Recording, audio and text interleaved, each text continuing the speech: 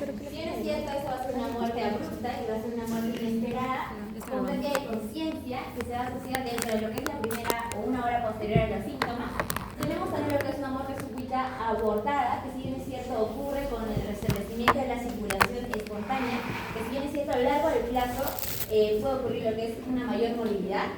Es muy importante, nos menciona el artículo, poder identificar los pacientes que estén en riesgo. Para eso deben estar preparados los que son tanto nosotros, que vamos a pertenecer a lo que es atención primaria en algún momento, y también en urgencias, ¿no?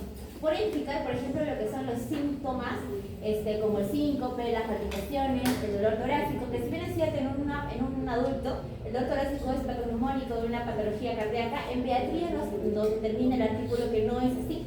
Pero también es importante poder distinguirlos porque sabemos que tenemos diferentes tipos de origen. Ya puede ser cardíaco, musculoesquelético, respiratorio, gastrointestinal y psicológico.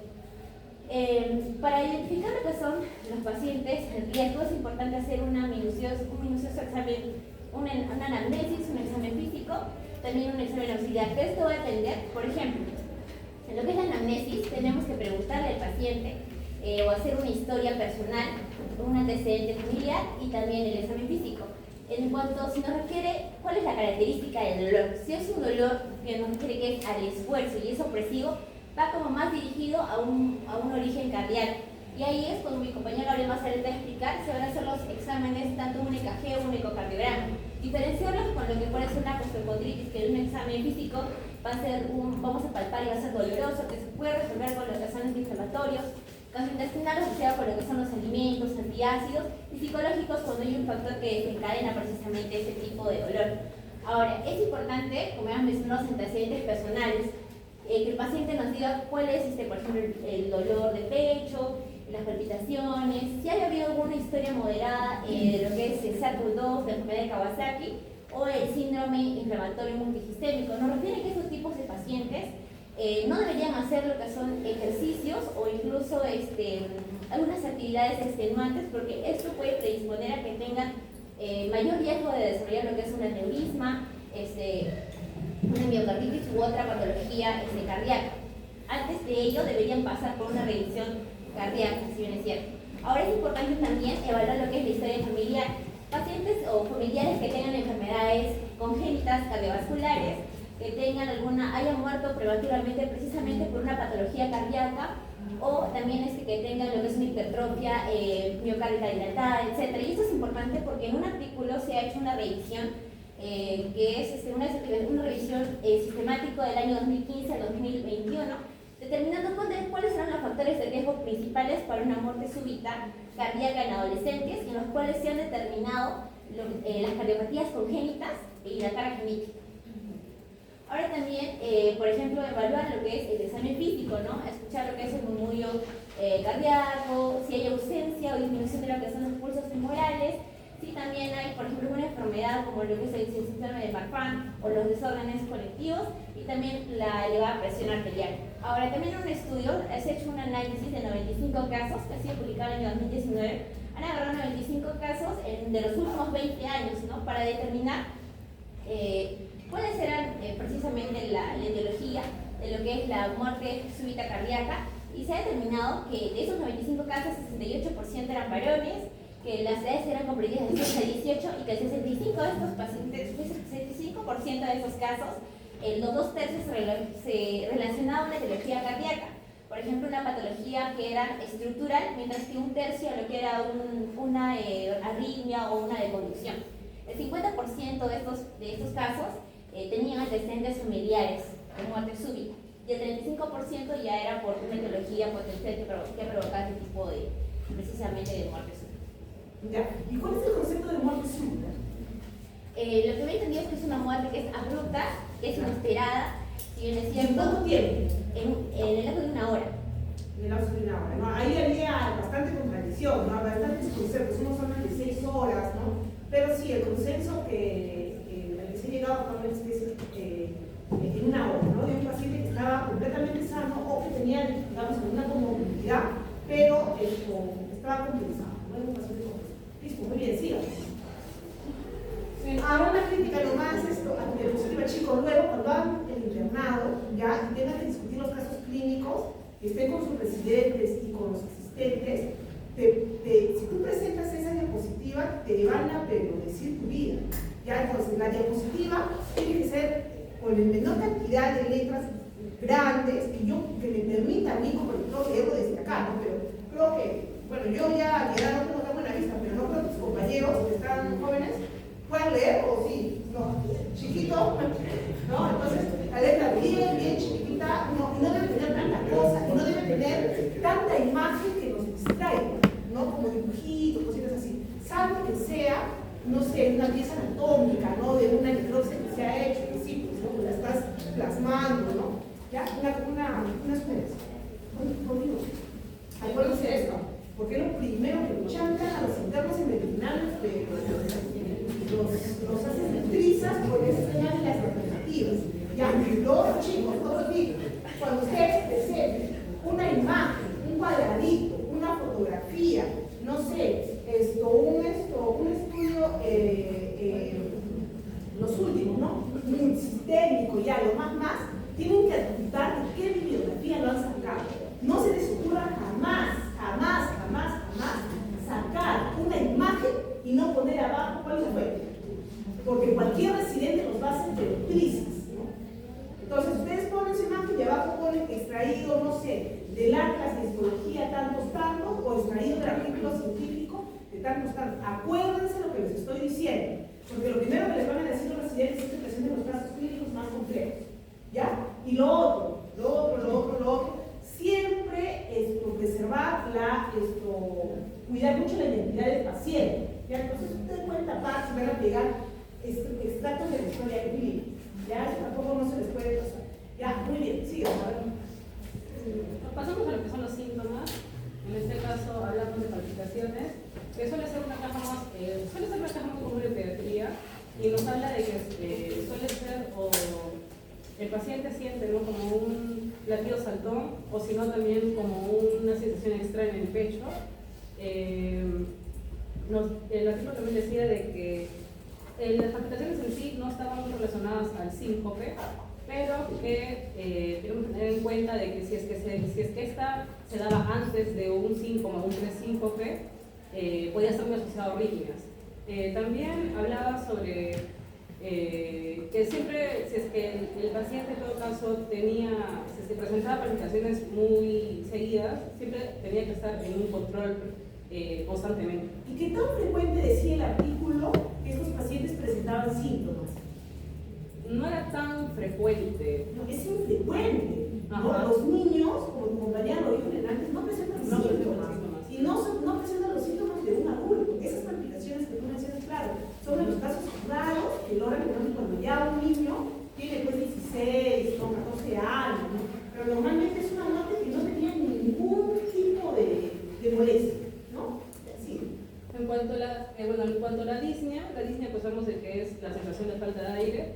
En este caso estaba asociado más que todo a una disnea de esfuerzo, o sea, si se daba después de hacer algún tipo de ejercicio, pero no era tampoco, sabemos de que los niños no suelen expresarse muy bien al momento de hablar de síntomas, pero lo relacionaba más que todo a una disnea de esfuerzo, ¿no? ¿Y qué era más frecuente, mecánicas o eléctricas? Mecánicas. ¿Se entiende, no? ¿Por qué? ¿No? Mecánicas, ¿no? Su compañera lo acaba de explicar, ¿no? Tenía alguna alteración anatómica, ¿no? En cuanto al síncope, sabemos que es la pérdida súbita y abrupta de la conciencia en un lapso breve y con una recuperación espontánea, una recuperación espontánea.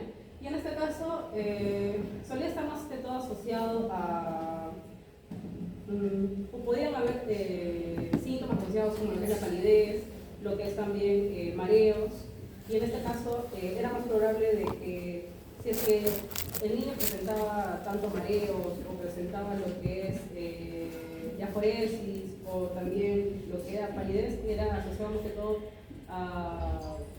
era asociado o mediado neuralmente.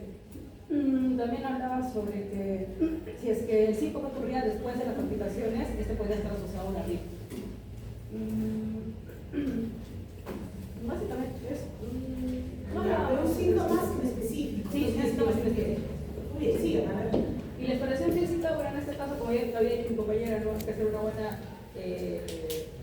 sobre anamnesis, tener en cuenta sobre todo lo que es el examen físico, si es que presenta palpitaciones o el niño nos pueda, porque sabemos de que no suelen ser muy específicos con los síntomas que podría presentar, pero también está relacionado a que en todo caso, sobre todo basado en el examen cardíaco y también nos ofrecía sobre no, básicamente es el examen físico, o sea, pero sobre todo hacer una muy buena anamnesis para poder nosotros determinar si es que presenta alguno de estos síntomas.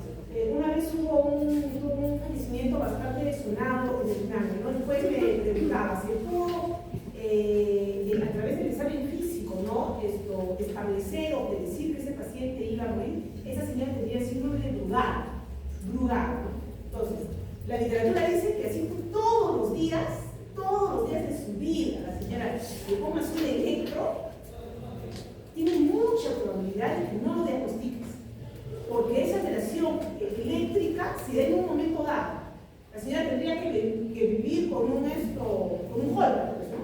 Para poder diagnosticarlo. Ya, sí. ¿Quién sigue? Muy bien. Entonces vamos a continuar con los exámenes auxiliares porque estamos hablando del síncope y en este caso los que nos orientan, o sea, los que tienen que ver con la esfera cardíaca son los que nos van a ayudar. Vamos a empezar hablando del electrocardiograma y nosotros todos lo conocemos sus partes y ahí están los ejemplos de los casos. ¿Qué características tiene el electrocardiograma? Que va a ser, por así decirlo, el primer examen que se va a pedir a una persona con esta patología, con síncope, para saber. Si bien es cierto el artículo mencionaba de que no servía tanto para descartar algunas patologías, nos va a ayudar demasiado para hacer el diagnóstico de las dos etiologías más frecuentes de síncope. Una que era la miocardiopatía dilatada y otra que era el QT largo, el intervalo QT largo. Y precisamente aquí vemos los casos de el de abajo, en el intervalo QT, como lo vemos aquí, es más largo de lo que debería ser, según lo que se suele ver. Este es el caso de un niño de 8 años que súbitamente tuvo un síncope. Como lo habíamos mencionado antes, no tenían síntomas. Y bueno, le hicieron el electrocardiograma y salió esto. Luego, este es uno donde se ve una arritmia sinusal, porque vemos que no es rítmico, hay un intervalo que es discordante, este es más largo, este es más corto, este es más corto y este vuelve a ser más largo.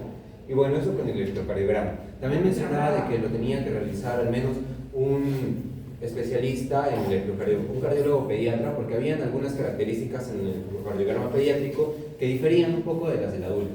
Y bueno, por eso lo tenemos aquí. Pero esta es nuestra primera línea y es muy importante. Otro paso, otro examen de ayuda diagnóstica es el ecocardiograma, que no es más que una ecografía a las estructuras del corazón. Este va a ser un estudio funcional, porque los podríamos dividir en estructurales o anatómicos y funcionales. Este puede ser tanto estructural porque vemos las cavidades, como, anatómico porque vemos las cavidades y funcional porque podemos ver también las fracciones de eyecciones y bueno, también estructural porque podemos evaluar las válvulas de las cavidades cardíacas. Bueno, en este caso también es un caso de un paciente adolescente de 13 años que después de estar corriendo se desmaya, no se desmaya, se colapsa. Entonces menciona que estaba corriendo y colapsa. ¿Y qué es lo que vamos a ver en el ecocardiograma? Este que ven acá de un hipoecoico, esta cavidad hipoecoica más oscura, es el ventrículo izquierdo del paciente. Y aquí nosotros vemos que el septo interventricular es mucho más grueso de lo que normalmente es. E incluso la pared posterior, el muro posterior de esta cavidad también está engrosada. Entonces, con este examen nosotros vamos a ver si es que hay una miocardiopatía dilatada, que era la etiología más frecuente. Y bueno, esto es lo mismo, pero desde otra vista. Aquí está el ventrículo izquierdo, y aquí vemos cómo es que está engrosada el septo interventricular, y aquí la pared posterior. Pero aquí creo que se ve mejor, hacia adelante y hacia atrás. Engrosado. Y bueno, aquí también vemos las demás. Pero específicamente para síncope nos ayuda a ver esto también, la dilatación del miocardio. Luego, otro que tenemos es la imagenología cardíaca avanzada. Y en esta tenemos dos. Una que es la tomografía y otra que es la resonancia. Nosotros ya sabemos que la tomografía se expone a la radiación, podemos ver más que todo lo que es estructural y sirve también para si en un futuro se quiere programar una cirugía, nos ayuda a identificar correctamente los reparos anatómicos de este paciente en particular para poder tenerlo en cuenta a la hora de la cirugía. Es como una vista previa. Y aquí vemos una imagen de la tomografía. En este caso es una reconstrucción en 3D y el efecto de este paciente era un adolescente que también estaba corriendo, como vemos casi siempre con la actividad física, no estaba corriendo y colapsa de la nada. Entonces, ¿qué era lo que tenía? Ahí esta es la aorta, este es el corazón y estas son las coronarias. Entonces, la coronaria izquierda, que es la que sale por aquí y se va, tiene una correcta implantación en su lugar adecuado. Sin embargo, con la tomografía, no con el ecocardiograma, no con el ecocardiograma, sino con la tomografía, es que se puede identificar que el origen de la arteria coronaria derecha estaba desde donde normalmente inicia la izquierda. Entonces no estaba correctamente posicionada, sino debía estar un poco más hacia el lado izquierdo, más o menos donde señala este punto. Tenía que estar aquí, pero empieza aquí. Y eso fue lo que le causó en este caso al adolescente de 5. E incluso también decía que se podía exacerbar con el correr, como en este caso, porque la arteria pulmonar podría estar presionándola. O sea, si normalmente debería estar acá, pero está acá, y estar acá tiene que pasar por todo este trayecto, y la arteria pulmonar, que es esta, lo obstruye. Y por eso es que también es un factor de riesgo para el paciente. Y aquí vemos este caso que ya no es una tomografía, sino es una resonancia, que también es imagenología avanzada. En el caso de la resonancia, nosotros ya no lo vamos a exponer a radiación. Y además de ser un estudio anatómico, también tiene un poco de funcional. En este caso vamos a ver por qué. Este era el caso de una paciente de 16 años que empezó a sentir cansancio y disnea. No fue súbita como en los demás, pero tiene el antecedente de que semanas previas tuvo una infección viral. ¿Qué es lo que había pasado? Entonces le hacen la resonancia magnética y evidencian que hay una pericarditis leve, pero que además de ello, como te decimos que también es funcional y se le pueden administrar como que vistas previas, en este caso con gadolinio, la resonancia, se puede evidenciar que las paredes del miocardio estaban como que lesionadas correspondientes a la infección vírica previa. Entonces sería una endocarditis, tenía signos de inflamación, y eso solo lo pudieron ver con la tomografía y con la resonancia y el gadolinio, y bueno, secundariamente el derrame pericardio. Y bueno, el cuarto pilar es el del monitor cardíaco doméstico o Holter. Es un ecocardiograma, pero el ecocardiograma nosotros lo realizamos en un momento, es como tomar una foto en un momento preciso. En cambio, el monitor cardíaco es como tomar un video que puede durar todo un día o todo un mes del paciente. Entonces, este era el caso también de una paciente que decía que sentía palpitaciones súbitas y que iniciaban súbitamente y que desaparecían súbitamente en cualquier momento del día. Entonces, no podemos hacer un ecocardiograma porque no vamos a saber cuándo va a tener la palpitación y en ese momento hacerlo. Por eso es que le hacen un Holter durante todo el día. Y aquí es como vemos que en este caso es un ritmo sinusal regular y que en un determinado momento del día empezó a hacer una taquicardia, pero no cualquier taquicardia, una taquicardia ventricular. No hay onda P en este caso y también hay mayor tiempo entre ondas. Y eso solo lo pudieron haber hecho con el Holter o monitor cardíaco doméstico. Y luego de ese episodio se normalizó durante todo el día. Bueno, y esos son los importantes. Te felicito, muy bonita tu exposición, de eso se trata, ¿no? Pues nuevamente la misma recomendación, siempre poner más frente, ¿no? De dónde extraen las imágenes, ¿no? Esa siempre es algo que se debe observar. Es una ola. Continuando con la exposición, hasta hay otro estudio de ejercicio, ¿no?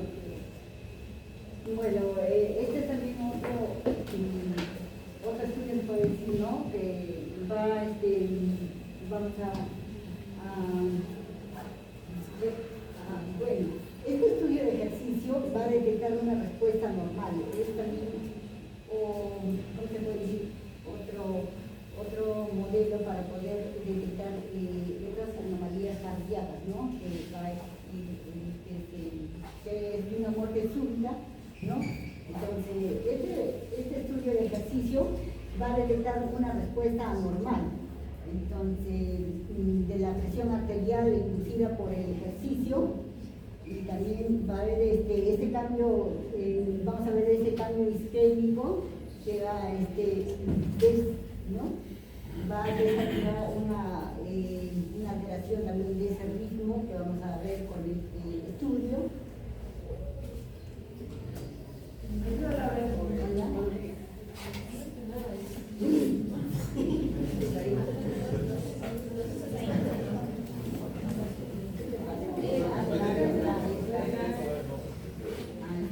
Ahí está, no,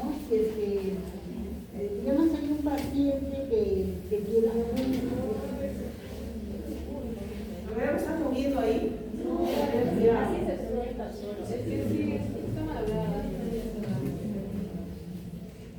Ya estamos bueno, en un paciente, ¿no? Que vamos a ver, que va a presentar ese síntoma de esfuerzo, vamos a hacer ese estudio de ejercicio, ¿no? Para saber, ¿no? Cómo va a presentar. Y esto es para, ¿no? Va a simular este paciente con una situación, ¿no? Algo similar a lo que está pasando para hacer ese estudio y también y así poder que el paciente, ¿no? Pueda experimentar esos síntomas que pasan. Y con eso vamos a hacer este estudio de ejercicio y vamos a observar cambios isquémicos en la onda T. Ahí está, la onda T acá. Como vemos acá, estas flechitas rojas, ¿están viendo? Es de la onda T. Ahí va a haber el tutelario, ahí se va a presentar y estas anomalías va a presentar este paciente, ¿no? Acá tenemos, este es un varón de 14 años, en su ecocardiograma, ¿no? Que va a presentar una miocardia hipertrófica, ¿no? Ahí está presentando y acá ve ya los que conocen a su compañero, ahí está viendo esta flecha azul, mira cómo cambia, ¿no? Estos ritmos, ¿no? En este cambio abrupto de este ritmo, ¿no? Mira, acá pasa del tosayo de poli, ¿no?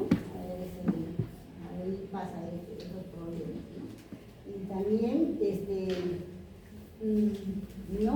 También a otro paciente, ¿no? Con cardiopatía subyacente que tiene este paciente, hemos hecho para diferenciar un cardíaco con no cardíaco, hemos hecho un estudio, no se puede decir, y se realiza pues una prueba de esfuerzo nuevamente para ver cardiopatía pulmonar con análisis de estos gases respiratorios a través de un analizador, ¿no? Bucal.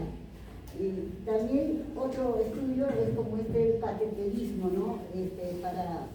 Para ver esa patología, ¿no? De nuestro paciente, cateterismo cardíaco que se va a realizar con anestesia general y vamos a insertar este catéter por las arterias las venas de las arterias femorales, ¿no? Y ahí vamos a observar que se va a obtener, ¿no? Esa medición o esa presión de gases que va a tener ¿no? Nuestro paciente. Acá hay una pequeña imagen, ahí vemos, ¿no? Cómo va a ingresar y las imágenes, aquí están las imágenes. Y hay otras pruebas genéticas también, es otra de las pruebas genéticas que va a identificar una anomalía, no puede identificar esa prueba genética, una anomalía cromosómica y también o también una mutación genética. Bueno, hay que tener más, para que sea más útil esa prueba genética, sería importante que esta persona tenga su familiar, ¿no? Que esté pasando con esa anomalía genética. Entonces sería más correcta esa enfermedad para poder llegar a una genética hereditaria, ¿no? al hacer ese estudio, ¿no? A este paciente. Bueno, las dos causas más comunes en pediatría, cuando se presenta esa muerte súbita de nuestros niños, es cuando la miocardiopatía hipertrófica, ¿no? Y también las anomalías de las arterias coronarias. Esos dos son más importantes que se pueden presentar en los niños. Y esos dolores torácicos, palpitaciones, ya que habló mis compañeros, y síncopes en general. Sí. Bueno, ya. Todo eso, pues, son quejas comunes, ¿no? Pediátricas. Y pues, comunes no comunes se puede decir. Ahí mira, me dice solo, mira, desde acá lo poco que logro leer, abajo, solo el 25% de los casos. Acá es raro, ¿no? Generalmente es algo asintomático, ¿no? Ya, muy bien, por ese consejo tenemos que ir, o sea, los síntomas no son comunes, por eso es súbito. No, es súbito, por eso me decía que son comunes en pediatría. No, decía los dolores torácicos, palpitaciones y síncopes, esas quejas pediátricos, ¿no? Son comunes, me decía, porque se presentan, no son comunes. No. Tienes que cambiar eso, son, dice, quejas comunes en pediatría, dolor torácico, son quejas comunes. Pero no siempre se presentan en estos niños. ¿De dónde está toda esa información? Ahí está, acá tienen acá. Siempre se presenta, es común. No. A ver, ¿quién sigue? Una bolita, ¿quién sigue?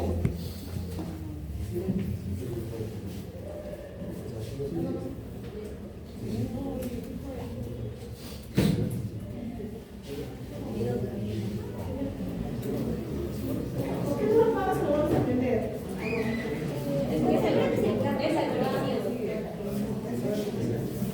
Vayan sentándose, chicos, porque ya les puesto.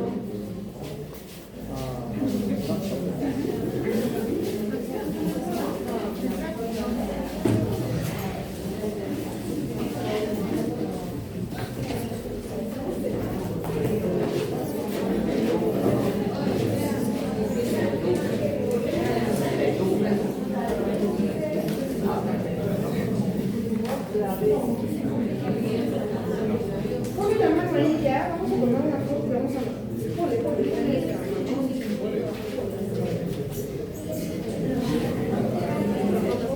Mira, la paciente está pasando bien.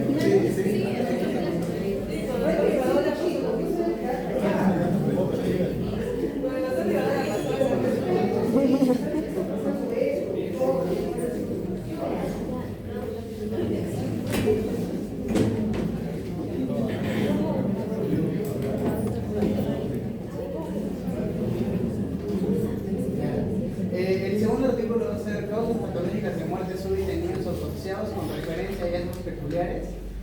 Una perspectiva egipcia que, si bien vemos lo más común dentro de lo poco común que es una muerte súbita, en este estudio vamos a ver otras causas que pueden provocar. Entonces, ahora, según la OMS, para efectos estadísticos de mortalidad y mortalidad, la muerte súbita va a ser aquella que ocurre en las primeras 24 horas, excluyendo aquellas muertes violentas, traumáticas o provocadas. Entonces, las muertes infantiles inesperadas van a requerir un manejo cuidadoso para identificar causas y prevenir futuros casos, además de ser retos diagnósticos generalmente para el personal equipo. Aquí vamos a encontrar las muertes súbitas inesperadas en la infancia y las muertes súbitas inesperadas en la niñez, de acuerdo a la edad de los pacientes. Y el identificar causas naturales y muertes pediátricas nos va a ayudar a disminuir futuras incidencias conociendo las patologías que pueden causarlas, para algunas que se podrían haber prevenido, pero se descubren después del deceso. Y para ayudar a familias que tienen trastornos hereditarios que causan esas muertes súbitas, además de que el saber por qué muere tu hijo generalmente le da tranquilidad a la familia, a una familia que tiene este tipo de planes, ¿no? Ahora, este artículo en específico, el diseño del contexto del estudio va a ser que incluir un análisis patológico de todos los niños que fallecieron entre el 2011 y el 2015, autopsiados en Egipto. Recordemos que toda muerte infantil se autopsia, y este dato no es de un solo hospital, sino a nivel nacional, porque lo realiza el Ministerio de Justicia de Egipto. Los criterios de inclusión y exclusión van a ser todos aquellos menores de 18 años que murieron de causas inesperadas, por causas naturales, repetidamente dentro de las 24 horas. Y va a excluir las muertes naturales esperadas y no naturales. Las vamos a clasificar como perinatales hasta el primer mes de vida, neonatales del primer mes al primer año, infantiles del primer año hasta los 5 años, de la niñez hasta los 10 años y de la adolescencia hasta los 18. Y se realizó un examen histológico y hematológico de corazón, cerebro, pulmones, hígado, riñones y aquellos órganos sospechosos de haber causado la muerte inesperada de cada paciente. Las técnicas de detección van a ser hematoxilina, eoxina y tricloromida de Masón, y los métodos estadísticos con SPSS con alta confiabilidad, o sea, solamente tomando en cuenta los datos con alta confiabilidad estadística. Sí,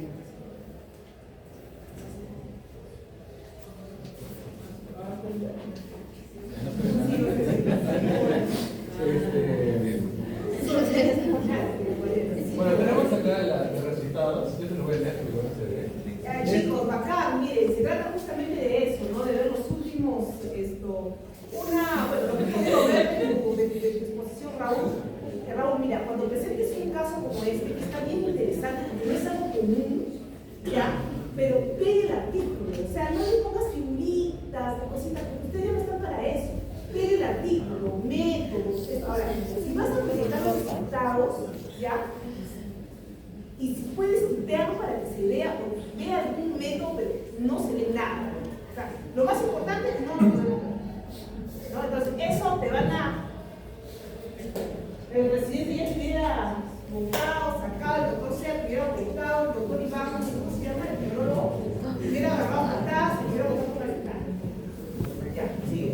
La voy a explicar las tablas. Son 3 tablas. La tabla número 1, que es una distribución que hace entre lo que vendría a ser la categoría de edad contra el sexo, masculino y femenino. Bueno, ahí no sé si eso lo pueden ver. Yo marqué este cuadro porque en el periodo neonatal, en el caso del sexo masculino, fue donde más casos hubo de muerte súbita, que fueron 34 casos. Del total, que fueron 181, del total fueron 34 en esta etapa de vida, en el periodo neonatal. Y en cuanto a las mujeres, la adolescencia fue donde más casos se dieron de muerte súbita, con 21 casos en la adolescencia. O sea, fue más frecuente en las mujeres. En mujeres adolescentes, En la adolescencia. en la adolescencia. Y en los niños. Y en varones, más que todo en el periodo neonatal. O sea, en una etapa de vida. Claro, los niños, claro. Pero mira, qué interesante, habría que analizarlo bien. Ese trabajo me lo van a pasar todito en el esto, ¿no? Bueno, ahora le hago la segunda tabla, que es la que nos habla un versus entre si fueron muertes hospitalarias o exhospitalarias, ¿no? Dentro o fuera del hospital. De igual manera, según la categoría de vida. Y acá vimos, en caso de muertes en el hospital, se vieron que fueron por igualmente un periodo neonatal comparado con los demás, con un total de 36 casos. Y los demás fueron mucho menores. Por ejemplo, en la infancia, muerte en el hospital fueron solamente 11 casos en la infancia, en la adolescencia 11 de igual manera, pero en el periodo neonatal fueron 36. Y muertes extrahospitalarias fuera del hospital, vemos que en la adolescencia y en el periodo perinatal fueron 21 casos de igual manera en ambos, ¿no? En el caso de extrahospitalarios. Y en el último cuadro, que es la tabla 3 de las causas más comunes, las enfermedades naturales que más causaron este tipo de muertes, vemos que está en primer lugar la precocidad. La precocidad en el periodo neonatal, con un total de 35 casos. Ya, pero viste el tema de los niños prematuros, dices, ¿no? Y bueno, ya lo vamos viendo hacia menos, ¿no? Que hubieron infecciones, anomalías congénitas, reacciones alérgicas graves, pero... Pero no eran muertes súbitas, pues o sea, eran pacientes que tenían patología. O sea, una acotación. Como mencioné al inicio, estamos, al ser por estadística, morbilidad y mortalidad, se consideran las 24 horas. Por eso es que hay algunos que hay, por descompensaciones en pacientes perinatales, que tú te puedes esperar la descompensación, ¿no? Porque nacen con un abgar bajo, pero como nacen en esa, como mueren en esa ventana de tiempo de las 24 horas, se les considera en el estudio como muerte súbita. Y bueno, eso sería en base a la tabla número 3, ya está en orden, ¿no?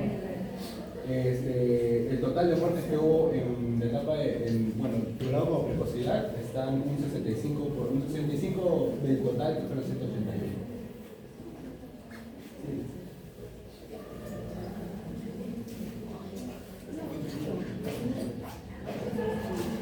Ahora, con respecto a la discusión, ese es un artículo que se realizó en el Instituto Médico Legal egipcio, ¿no? ¿De dónde? Egipcio. Instituto Médico Legal egipcio, ¿no? Eso se realizó solo con fines médico-legal. Y los exámenes realizados son los macroscópicos y histopatológicos. Se usó una población de 244 niños, de los cuales 181 fueron diagnosticados con patologías naturales y en los restantes pues no se encontró una causa en específico. Como decía mi compañero César, según la muerte, según género, el sexo masculino estuvo hasta en un 60.8%, debido a que se dice en el artículo que los hombres son más propensos a infecciones mortales como la neumonía, y esto por un aumento de la testosterona y la supresión de la respuesta inmunitaria. ¿En qué estadios se vieron de la edad pediátrica? En el periodo perinatal, periodo neonatal, en la infancia y en la niñez. Y con respecto al sexo femenino, hubo mayor cantidad de muertes en lo que es la adolescencia debido a la discriminación por ciertas creencias culturales, ¿no? Basadas en las familias egipcias. También se consideró acerca de la autopsia virtual o lo que conocían como la virtopsia y algunos procedimientos mínimamente invasivos, pero no eran tan, tenían sí sus ventajas, pero no llegaban a ser como una autopsia convencional, ¿no? A su vez, el artículo nos menciona de que las autopsias han ido disminuyendo con el paso de las décadas, debido a que algunas culturas creen que se mutila el fallecido y esto retarda lo que son los funerales. De igual modo mencionan que hay una crisis de enfermedades infecciosas que produce un aumento de restricción a procedimientos debido a necesidad de medidas de bioseguridad. Entre las causas más comunes que se pudieron encontrar en lo que es autopsia en niños, en primer lugar tenemos lo que es el periodo perinatal, ¿no? Dentro del nacimiento, lo que es la prematuridad, el infarto placentario, la aspiración de líquido amniótico. Y en lo que es la infancia, niñez y adolescencia, lo que ya mencioné, la infección por, en este caso, neumonías. Y otras patologías peculiares que menciona el artículo, que son las miocardiopatías, el síndrome de Waterhouse, hemangiomas, cavernoso cerebral roto y medulloblastoma cerebeloso. La misma crítica ahí, ¿no? O sea, oye, sí es interesante que pegue el artículo ya sin ninguna, algunas figuritas. Pero ya ustedes son abogados, ya casi médicos. El artículo pega sin un par de cuadrados, si quieren, ¿no? Algo bastante sobrio y con la letra bien grande para que se pueda leer así.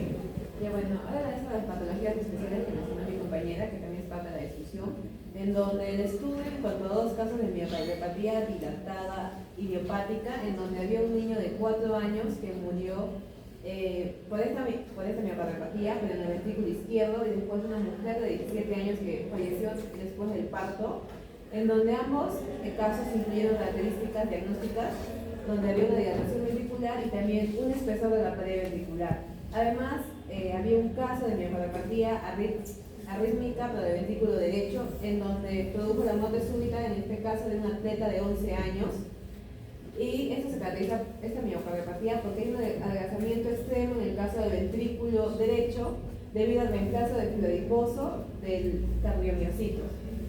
Y ambas miocardiopatías mayormente son de causas hereditarias y familiares, es por eso que es importante su diagnóstico oportuno para su tratamiento y así evitar en este caso la muerte súbita.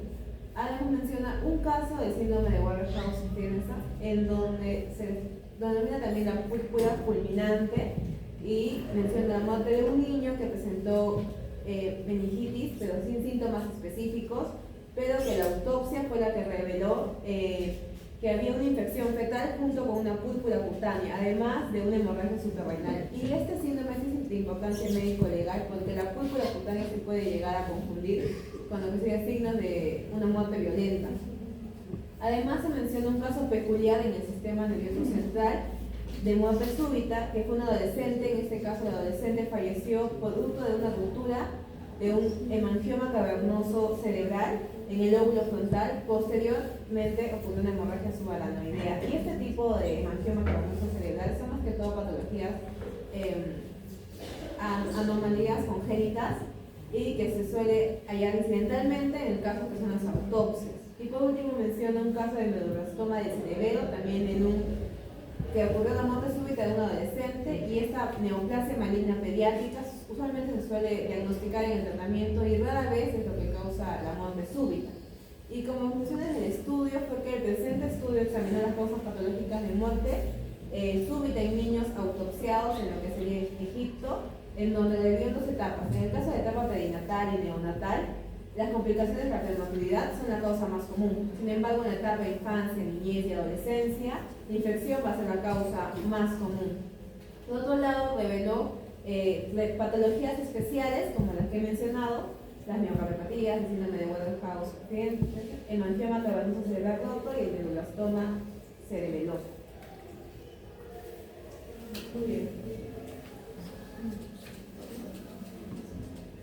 ¿Quién está acá?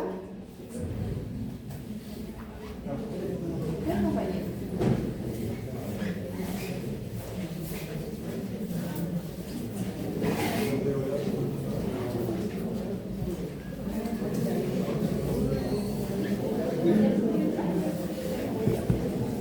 ¿Quiénes querían ir al baño? ¿Cómo se llama esto? ¿De algunos compañeros quieren salir al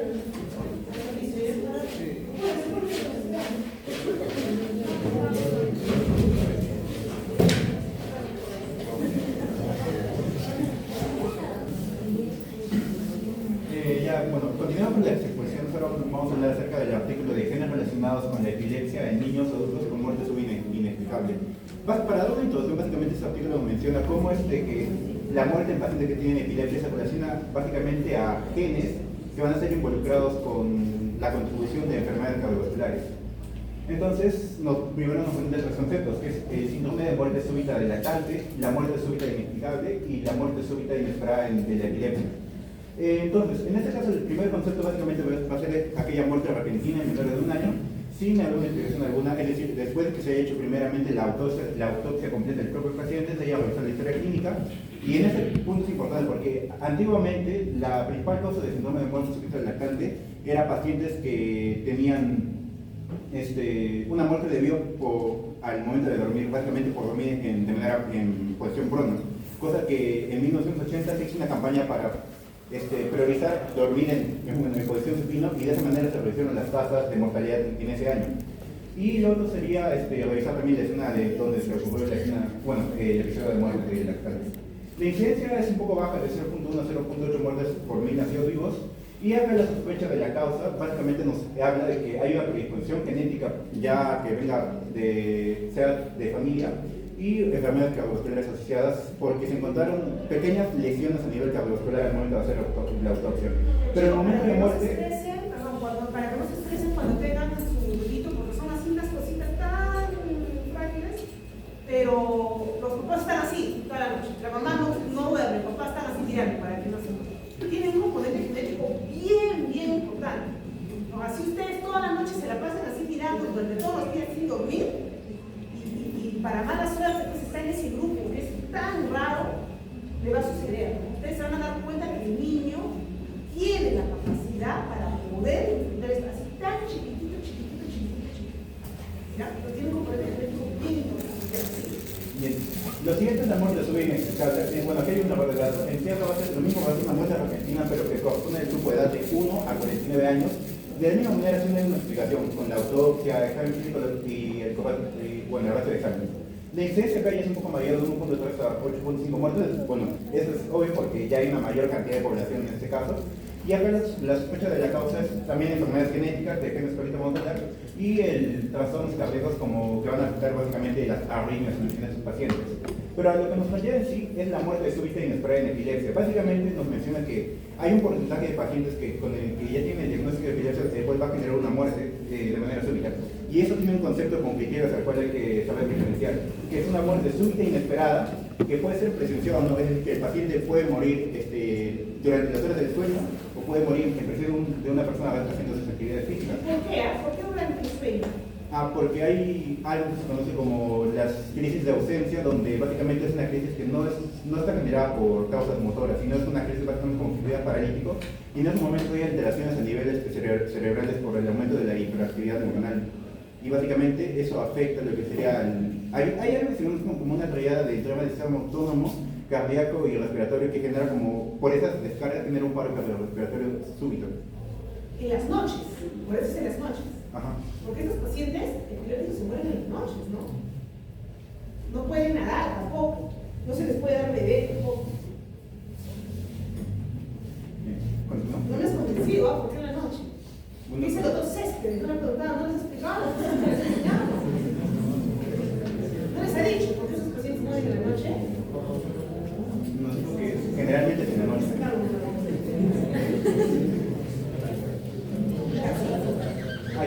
Otra parte de los criterios es que también se haya descartado que no haya sido una causa traumática y tampoco haya sido una causa de ahogamiento durante la noche. Pero en este caso puede haber episodios o no de convulsiones, pero lo que no puede haber básicamente va a ser un estado epiléptico activo, porque como sabemos el estado epiléptico activo puede llevar, por más de 60 minutos llega al estado epiléptico establecido, que ya es otra causa que no correspondería a esta categoría. Acá la incidencia ya es un poco más alta, bueno, no tan alta, 1.2, 1.45 muertes, pero por cada 1000 pacientes también se pueden o no ser diagnosticados con epilepsia. Y acá incluso podemos dividirlo en dos secciones. Aquellos pacientes que tienen epilepsia con otros pacientes que tienen un factor de riesgo mayor a la muerte. ¿Por qué? Porque puede ser que primeramente su diagnóstico de epilepsia haya sido antes de los 20 años o durante los 20 años, y es decir, que tienen más edad para presentar más crisis motoras y crisis epilépticas durante toda la vida. El factor que también se encontró es que hay más muertes súbitas inesperadas de epilepsia en pacientes epilépticos que tienen convulsiones tónico-clónicas generalizadas. Y en segundo lugar, las convulsiones nocturnas, y en tercer lugar, bueno, también solos. Y acá en el momento de la muerte, básicamente es, bueno, en general es durante el sueño, durante la noche, pero también hay otras cosas como son las no presenciadas, las apneas del sueño y arritmias cardíacas que pueden encontrar asociadas. Y ahora, hablando justamente de la genética, hay enfermedades asociadas como genes, como vemos acá, hay una alteración genética en el gen SCN5A y el KTH-NH2, que básicamente nos habla del síndrome de Cute largo, que en este caso la afectación va a ser a nivel del ritmo cardíaco, donde se genera una asincronización de manera acelerada que puede conllevar al paro cardiorrespiratorio. Por otro lado, hay también alteración en el gen SN5A de manera única, donde acá está asociada la aparición de dos enfermedades de manera consecutiva, que es la epilepsia y el síndrome de Brugada, que básicamente son correspondencias de trastornos arrítmicos en el paciente. Cuando se presenta sobre la alteración en el gen KTNH2, acá sí es la epilepsia idiopática con el síndrome de Cute-Largo. Básicamente va a ser una asociación de manera sincrónica, y cuando es la alteración del gen SCN1A, es el síndrome de Dravet, que es la encefalopatía epiléptica en la infancia. Y bueno, en material de métodos se habló básicamente de que se hizo una comparativa de todas las poblaciones en ese estudio, donde se encontró que básicamente que en los niños que eran menores de un año que tenían esta muerte súbita del lactante eran niños europeos, y en el caso cuando en la otra población que también era de la muerte súbita inexplicable se encontró de que también eran europeos, pero en ambos priorizaba que ambos grupos la muerte era más que todo en los varones. Y al mismo tiempo acá se especificó más de que la muerte se dio en momentos durante la noche, durante el sueño, más que cuando hacen sus actividades. Eso también es otra crítica, ¿no? El método, por ejemplo, que era lo más importante, ¿no? Que tiene que ir con el título, ¿no? El método, nada de figuritas, cortas el artículo, pones arriba, y porque la metodología es lo más importante en un trabajo de investigación. Sí, te escucho. En cuanto al análisis de exoma, los resultados de sanidad para sus criterios de filtrados fueron que no se presentó una frecuencia global de los alelos en los genes, que no se excluyeron las variantes sinónimas y que más que nada se centraban en las variantes exómicas y de sitios centrales. En cuanto a los resultados, pues en el exoma de casos del síndrome de muerte súbita en lactante y el trastorno compulsivo súbito, se analizaron 355 casos del estudio y 45 casos de trastornos compulsivos súbitos. Dentro de estos 45 casos, lo que más se halló fue que 18 de estos fueron de insuficiencia cardíaca aguda, 15 de arritmias,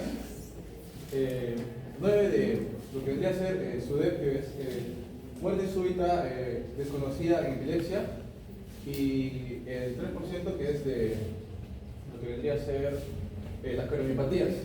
Más que nada están enfocadas en 365 genes asociados con la epilepsia. Para la identificación de las variantes, pues se identificaron 39 variantes raras, patogénicas, probablemente no patogénicas, de los 34 casos de la muerte súbita en lactantes, que representaban 21,9%, y 18 variantes patogénicas, probablemente patogénicas, detectadas en el estudio de cohortes. Para los genes implicados, los más importantes fueron el ARV1, los más que se encontraban en el estudio, el CNPJ, el DPM1 y el NPC1, de los encontrados en el estudio. Y como principales conclusiones, podemos ver que las mutaciones en genes coexpresados en el cerebro y en el corazón pues podrían influir en lo que es la epilepsia y o las arritmias que presentaban los pacientes, junto con una relevancia de mejorar la supervisión nocturna de pacientes epilépticos para reducir los riesgos de muerte súbita en pacientes traumáticos. Mismo, ¿no? O sea, la letra, los resultados que deberíamos verlo todo, lo más importante, nos hemos quedado así. Nos ha dado la miel, y nada, no hemos podido ver nada. Estaba bonito el artículo y ya sí. Bueno, en la discusión de todas las secuencias de alto rendimiento va a ser una herramienta de diagnóstico muy práctico para lo que es a la hora de hallar, digamos, variantes e identificar, ¿no? Problemas en el ADN, como dijo mis compañeros, hallar también enfermedades genéticas y también una causa también probable de muerte. ¿Por qué? Porque más que todo, como ya se mencionó también, las enfermedades genéticas es como explicar como un tipo que se expande como un tipo de planta, ¿no? De las raíces. Las enfermedades genéticas dentro de un cuerpo humano también a veces pueden darse o no darse. ¿Por qué? Porque también se entra mucho a hablar lo que también ya conocemos como heterocigoto o homocigoto, que también son las que ya conocemos, y también no solamente eso, sino que digamos dentro de esos dos variables, homocigoto o heterocigoto, podemos decir, ¿no? Tal enfermedad puede darse sí o tal vez no puede no darse, ¿no? Ser portador o no ser portador. Y todavía falta más. Podríamos decir también que está incluido también las palabras recesivo y dominante también, que también hemos escuchado mucho. ¿Por qué? Porque las palabras de una enfermedad genética que te dicen, ¿no? Pues es dominante, esta persona va a tener tal enfermedad, tal enfermedad, tal enfermedad, y puede también tenga las, digamos, 1, 2, 3 puede que tenga eso, pero 4, 5, 6 no lo tenga tal vez, pero tal vez sea portador. Sin embargo, también es como un tipo así de rompecabezas, porque también se requieren también ciertos criterios que activen también las enfermedades que no están ahí escondidas en cierta forma.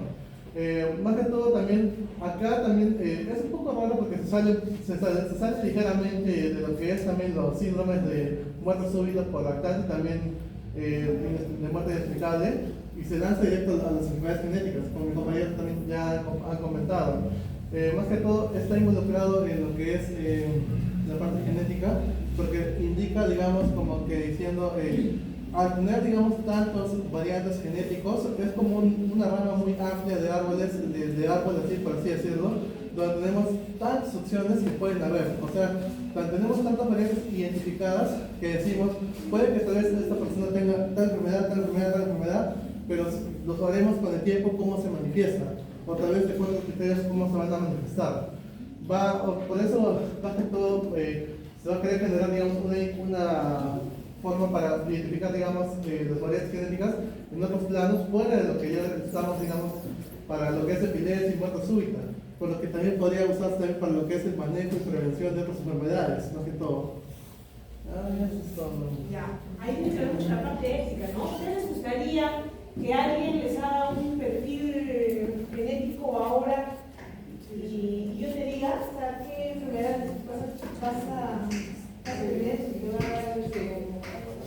iglesia? Sí. ¿Te gustaría que te digan eso? Sí. Ya, y si tú eres una persona depresiva, vas ahorita y te matas, ¿de quién es la culpa? ¿Quién está bien? ¿Quién está basado? Era un estudiante de medicina que iba a dar su examen. Hay que soportar. Y la doctora Cáceres, hermana, ¿qué ha hecho? Y vean, hay que tener mucho cuidado con el tema de la genética y la prevención. Tiene un componente ético bien interesante, ¿no? Que habría que estudiar. Este tipo de estudios me hizo recordar a una película muy antigua que se llamaba Nakata. Es casi lo mismo, también te dicen en el momento del nacimiento cuántas enfermedades vas a tener o cuánto es tu expectativa de vida. Era casi similar a eso. A veces tú le dices y el paciente comienza a somatizar, ¿no? O a cambiar cierta... Sí, tiene un componente ético bastante interesante. Muy bien, chicos, creo que acá nos quedamos, tienen actividades en el celular. Ya, ya nos vamos a hablar de